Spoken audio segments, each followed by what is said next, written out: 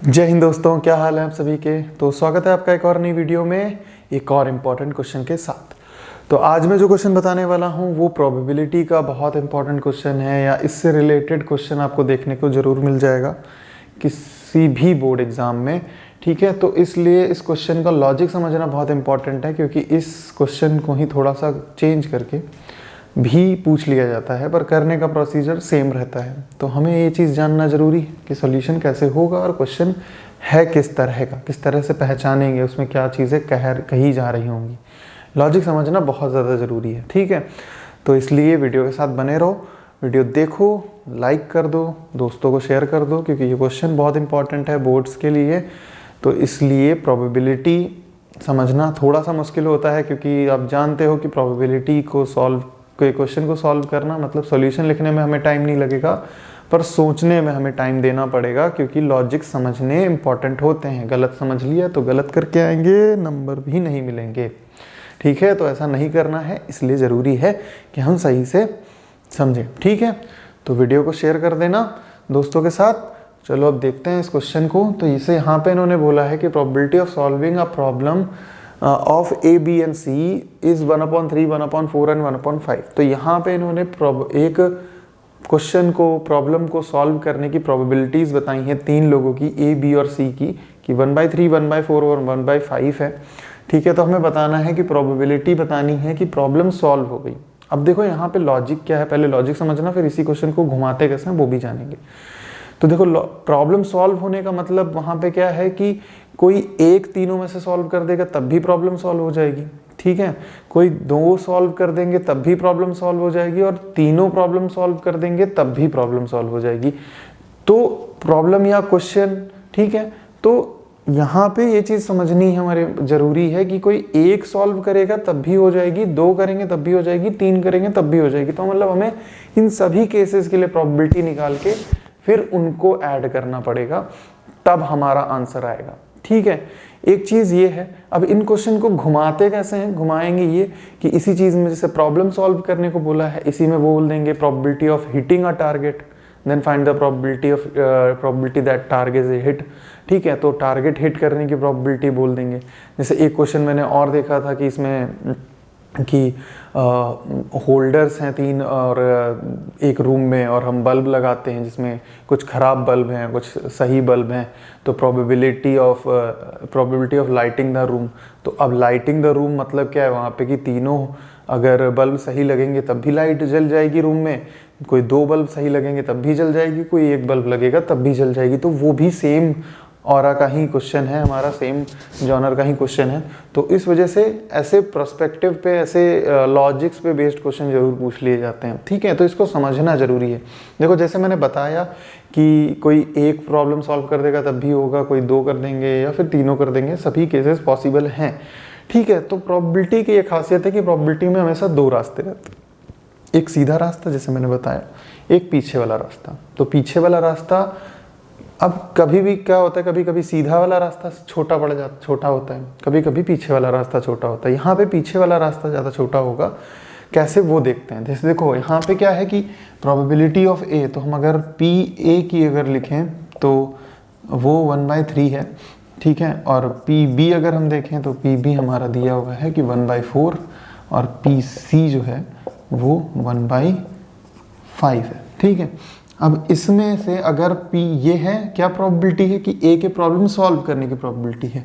तो अगर हम A डैश कर दें, मतलब P A डैश, जो कि रिप्रेजेंट क्या करेगा कि A के प्रोबेबिलिटी ना सॉल्व करने की, मतलब सॉरी, A के प्रॉब्लम ना सॉल्व करने की प्रोबेबिलिटी को रिप्रेजेंट करेगा। तो उसके लिए क्या करना पड़ता है कि जो सॉल्व करने की प्रोबेबिलिटी है उसको 1 से माइनस कर दो। तो यहाँ पे क्या आएगा, 2/3। सेम चीज़ यहाँ पे भी करो B के लिए भी, तो इसमें भी करेंगे। तो पी बी डैश अगर हम करते हैं 1 - 1/4, तो यहाँ पे भी हमारे पास क्या आएगा, 3/4। ठीक है, सेम चीज़ सी के लिए करें तो C dash 1 - 1/5 which is equal to 4/5। ठीक है, इतना क्लियर हो गया। अब देखो, ऐसा मैंने क्यों निकाला, मतलब सॉल्व ना करने की प्रोबेबिलिटी क्यों निकाली।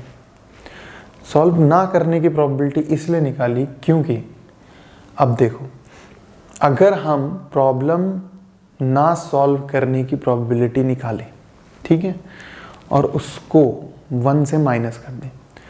तो केवल देखो, अब एक ही केस तो ऐसा होगा जब प्रॉब्लम सॉल्व नहीं हो रही होगी। तो प्रॉब्लम सॉल्व कब नहीं हो रही होगी? जब तीनों नहीं कर पा रहे होंगे। तो अगर उसकी प्रोबेबिलिटी को निकाल के हम टोटल प्रोबेबिलिटी मतलब 1 होती है, क्योंकि मैक्सिमम प्रोबेबिलिटी 1 होती है किसी इवेंट के होने की, ठीक है। तो इसलिए हम अगर ना होने की प्रोबेबिलिटी को निकाल के 1 से माइनस कर देते हैं तो वो हमारे लिए बहुत छोटा रास्ता हो जाएगा। यहाँ पे हम क्या करेंगे? प्रोबेबिलिटी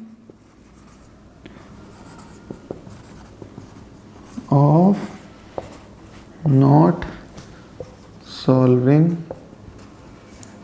द प्रॉब्लम, वो क्या हो जाएगी?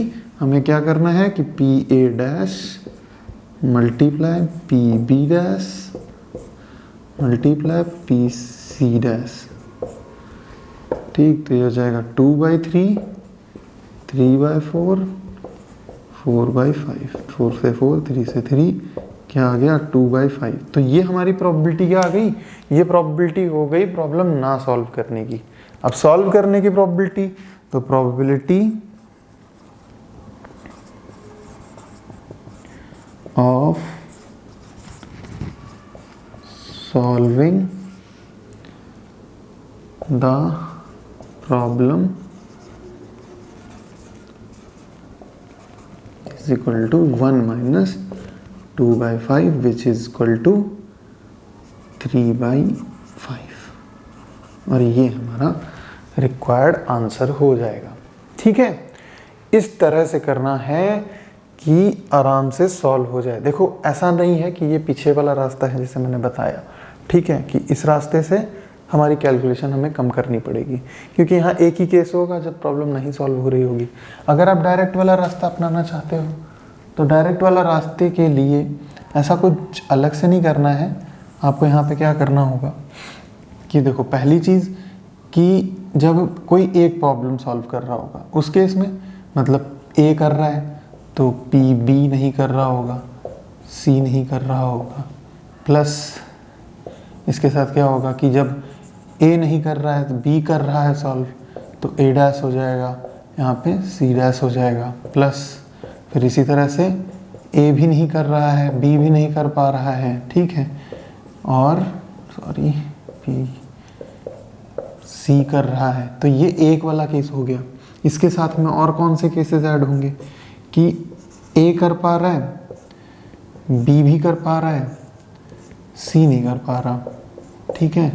इसी तरह से पी ए कर पा रहा है, बी नहीं कर पा रहा है, सी कर ले रहा है, ठीक है। फिर ए नहीं कर पा रहा है, बी कर ले रहा है, सी कर ले रहा है, ठीक है। ये सभी ऐड होते चले जाएंगे। तो दो वाले हो गए, तीनों कर पा रहे हैं, तो उसमें क्या हो जाएगा कि पी ए, पी बी और पी सी।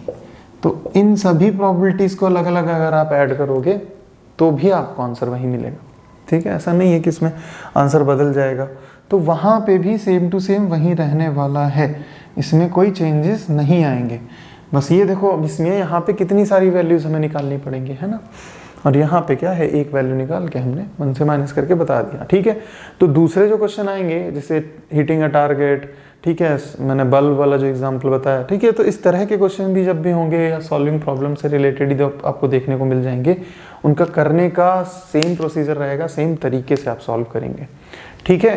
काफ़ी इंपॉर्टेंस रखता है क्वेश्चन, और लॉजिक भी बहुत सिंपल सा है, अगर आप समझ गए होगे आई थिंक वीडियो से, ठीक है। तो इस तरह के क्वेश्चन आप देखो, अनसॉल्व्ड में मिलेंगे आपको या प्रीवियस ईयर पेपर्स में मिलेंगे आपको सॉल्व करने को, तो वहाँ पे लगा के देखो। और अगर किसी तरह की प्रॉब्लम होती है तो बताओ। अगर आपको और क्वेश्चंस चाहिए, ठीक है, कि मैं प्रोबेबिलिटीज़ के और क्वेश्चन बताऊं आपको सॉल्व करके, ठीक है, तो आप कमेंट सेक्शन में मुझे बताओ कि आपको और वीडियोस चाहिए प्रोबेबिलिटी से रिलेटेड या किसी भी अदर टॉपिक से रिलेटेड जो आपको टफ लग रहा हो, या कि जो आप जानना चाहते हो कि ये इंपॉर्टेंट है और मुझे इस टॉपिक से क्वेश्चन पढ़ने हैं या जानने हैं बोर्ड एग्जाम्स के लिए, ठीक है। तो वो भी आप कमेंट सेक्शन में बता सकते हो, मैं उस पर जल्दी से जल्दी वीडियो बना के आपको दूंगा, ठीक है। तो कोशिश करो, क्वेश्चन लगाते रहो। बस मैथ यही चाहती है कि मैथ पढ़ने से तो नहीं आएगी, लगाने से आएगी। ठीक है, तो हमें समझना तो है, समझने के साथ इम्प्लीमेंट भी करना है, उसको यूज़ भी करना है, लगाने भी हैं क्वेश्चन, टाइम देना है उसको, तभी आएगी। केवल समझ लेने पे नहीं जाएगी, क्योंकि समझने के बाद अगर आपने लगाया नहीं तो वो रुकेगी नहीं। ठीक है, चली जाएगी। तो इसलिए ठीक है, अब इस तरह के क्वेश्चन को आप लगा के देखो और वीडियो को लाइक ज़रूर कर देना। ठीक है, फिर मिलते हैं हम लोग नेक्स्ट वीडियो में एक और इम्पॉर्टेंट क्वेश्चन के साथ। तब तक के लिए बाय।